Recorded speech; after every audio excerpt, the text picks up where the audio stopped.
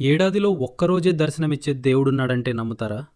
ఈ ప్రశ్నకు సమాధానం తెలుసుకోవాలంటే ఆంధ్రప్రదేశ్లోని విశాఖపట్నం సమీపంలో ఉన్న సింహాచలం నరసింహస్వామి ఆలయం గురించి తెలుసుకోవాలి. ఈ ఆలయం 1000 పైగా చరిత్ర కలిగిన ప్రసిద్ధ క్షేత్రం.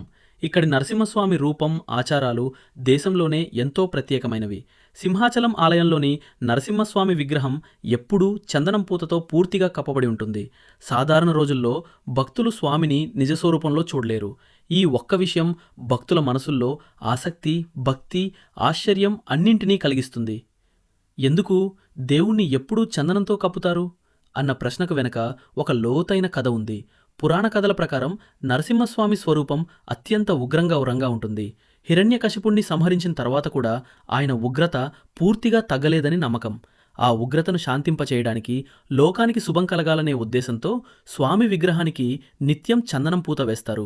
ఈ చందనం స్వామి ఉగ్రతను శాంతింపచేసే శక్తి కలిగిందని భక్తుల విశ్వాసం. ఏడాదిలో ఒక్కరోజు మాత్రం ఈ సంప్రదాయం భిన్నంగా ఉంటుంది. ఆ రోజు అక్షయ తృతీయ. ఆ పవిత్రమైన రోజున తెల్లవారుజామున స్వామి విగ్రహంపై ఉన్న చందనాన్ని పూర్తిగా తొలగిస్తారు. అప్పుడు భక్తులకు నరసింహస్వామి అసలు రూపం దర్శనమిస్తుంది. ఈ దర్శనం ఎంతో అరుదైనదిగా, మహాపుణ్యఫలదాయకమైందిగా భావిస్తారు. ఆ రోజు లక్షలాది మంది భక్తులు స్వామిని దర్శించేందుకు సింహాచలానికి చేరుకుంటారు. భక్తుల నమ్మకం ప్రకారం అక్షయ తృతీయ నాడు నరసింహస్వామిని దర్శించిన వారికి భయాలు తొలగిపోతాయి, కష్టాలు తరుగుతాయి, మనసుకు శాంతి లభిస్తుంది. అందుకే ఈ ఒక్కరోజు దర్శనాన్ని విషాన్ని 1000 జన్మల పుణ్యంతో పోలుస్తారు.